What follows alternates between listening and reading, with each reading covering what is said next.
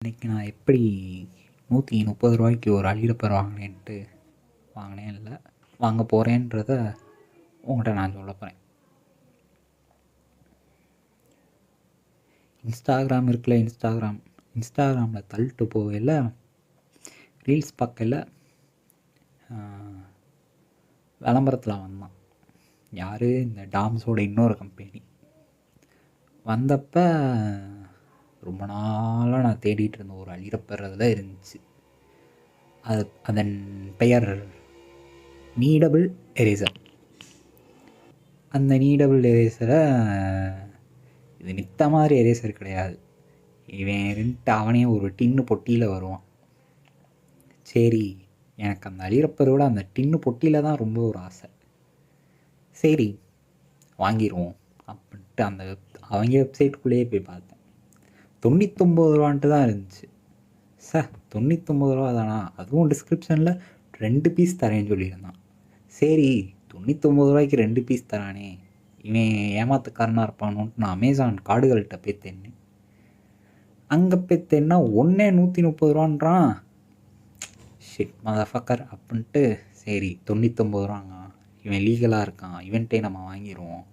சரி, நான் போய் ஒரு ஆர்டரை போட்டால் கேஷ் ஆன் டெலிவரினா 40 ரூபா எக்ஸ்ட்ரா தரணுமா?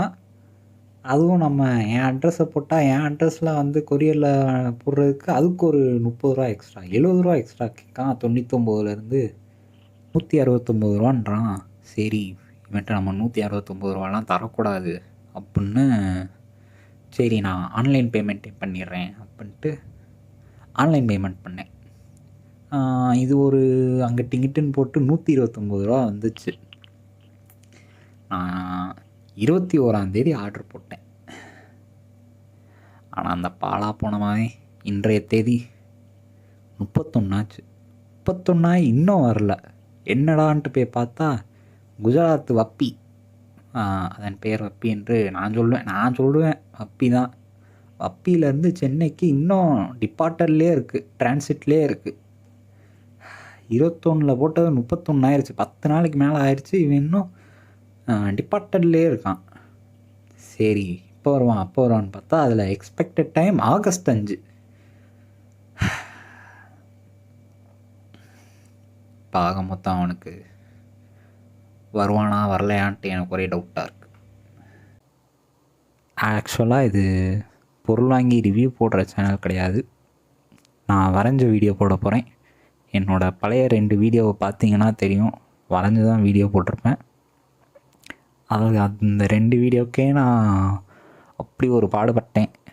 ரொம்ப கஷ்டப்பட்டு என் ஃபோனில் தான் எடிட் பண்ணி போட்டுட்ருந்தேன் விஎன் ஆப்பில்.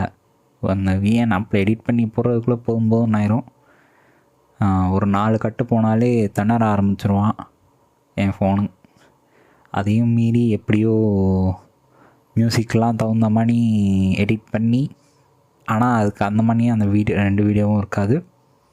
அதனால தான் இப்போ நான் சும்மா நானே பேசி வரைஞ்சி வீடியோ போடலான்ட்ருக்கேன். ஸோ உங்களை அடுத்த வரைகிற வீடியோவில் சந்திக்கிறேன்.